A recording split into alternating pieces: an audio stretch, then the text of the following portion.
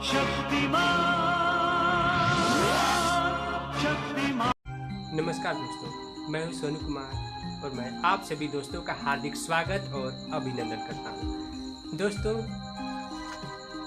जैसे कि आपने थंबनेल में देखा होगा, शांति का संदेश।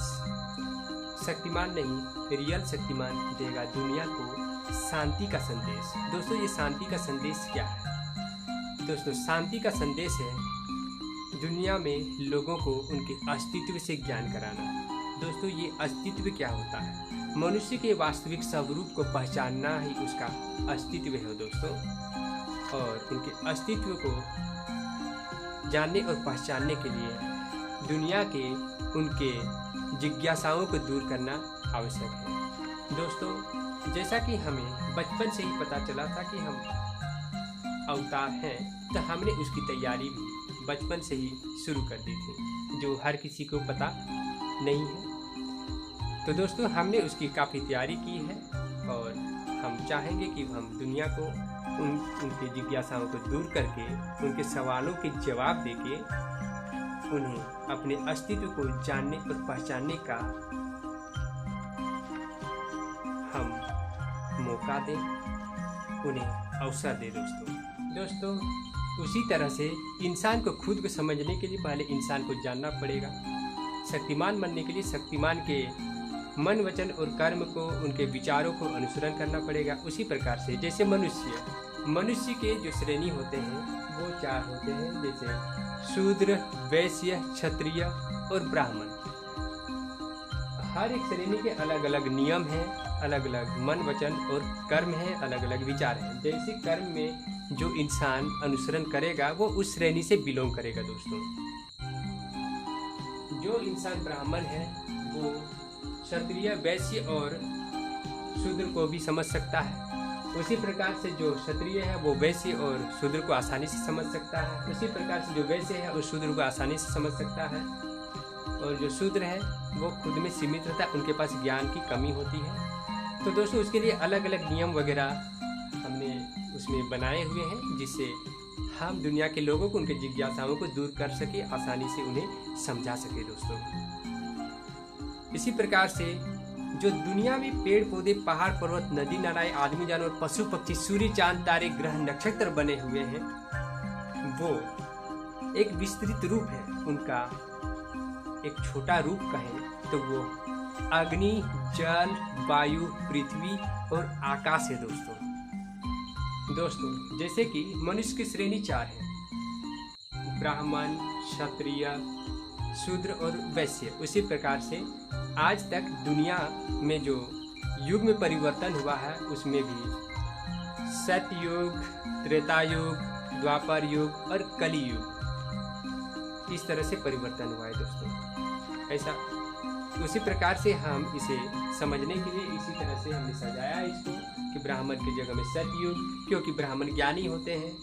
सबको अगर ज्ञानी है और अच्छा काम कर रहे हैं, किसी से कलह कलेश नहीं है, ईर्ष्या वगैरह नहीं है, तो वो युग सतयुग होगा। उसी प्रकार से क्षत्रिय, वैश्य और ब्राह्मण है। क्षत्रिय में है त्रेता युग, वैश्य में है द्वापर युग और शूद्र में है कलियुग।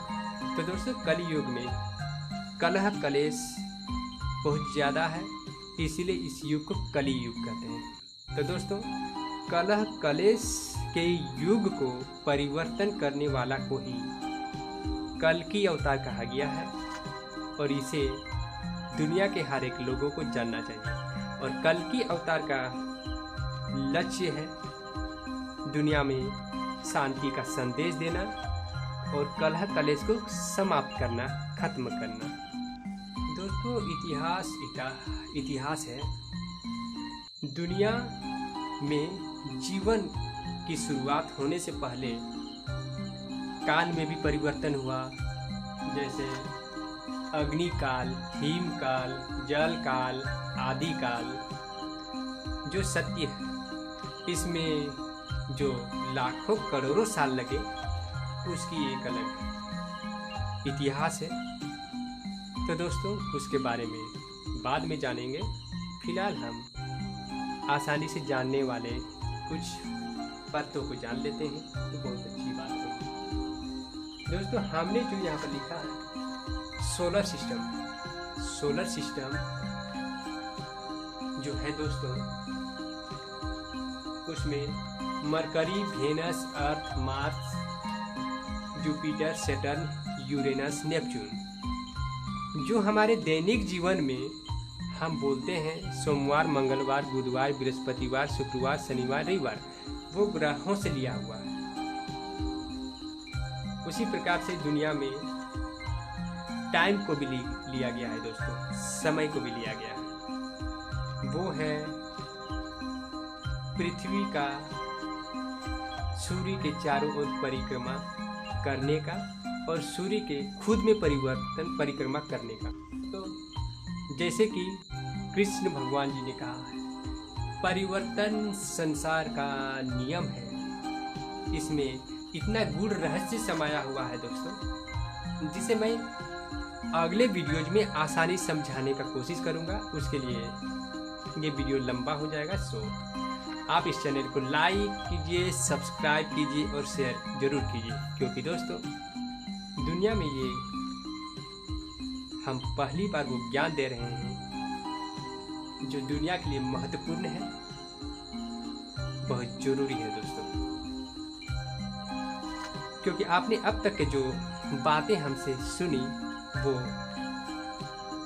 आपको बिल्कुल ही अलग लगा हुआ, आपके मन को छू लेने वाला है, आपकी जिज्ञासाओं को दूर करने वाला है दोस्तों। इसी प्रकार से आपके सवालों के जवाब को मैं बारीकी से आपको समझाने की पूरी कोशिश करूंगा दोस्तों, कि मनुष्य को नींद क्यों आता है, ईश्वर क्या है, आत्मा क्या है, परमात्मा क्या है, दिन क्या है, रात क्या है, ये जीवन चक्र क्या है।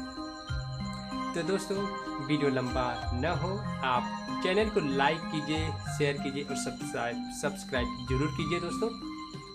धन्यवाद। जय हिंद, जय भारत।